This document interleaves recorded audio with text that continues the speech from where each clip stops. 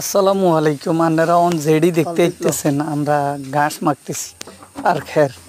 আসলে এটা গবাদি পশুর একটা খানার বানানির সিস্টেম, যেটারে প্রাণী সম্পদ অধিদপ্তর ব্যাখ্যা দিয়ে কইছে এটা TMR। মিনিংটা কইতে ইতেন না, এতে বালতিত বইতে আছে। যাই হোক, ইয়ানের মধ্যে দানাদার, খড়, এরপর ঘাস সব কিছু একসাথে মিলাই, সিটাগুড়, খৈল।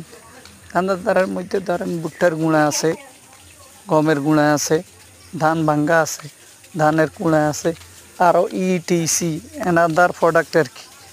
এটি দিয়ে একসাথে মিলাই গরুরে দিলে এটা গরুর সুষম খাবার। আসলে গরু মোটা তাজা করার লাই গরুরে যে ব্রয়লার খাবাই ঠগানি বা অন্য বিষয়ে এটা না, গরুর স্বাস্থ্যসম্মত গ্রোথ হইব। যেই মাংস খাইলে বা গোস্ত খাইলে মানুষের ক্ষতি হইত না, এটা একটা প্রক্রিয়া। নোয়াখালী আঞ্চলিক ভাষায় কইতে আছি। আসলে আর কনের কোনো স্টেশন নাই, আই দেখতে যেমন লাগে কইতে থাই নাইতে থাই। মাঝে মধ্যে অন্যদিকে ফজলুর লগে দুই একখান কথা কইছি, হেডিও আনা করে শুনাইতেছে, মনোযোগ দিয়ে শুনবেন।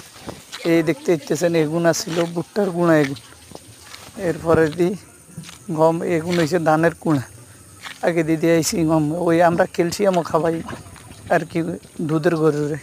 এটি সব একসাথে প্রক্রিয়া করে গরুরে খাওয়াইলে আশা করি গরুর গ্রোথ হয়।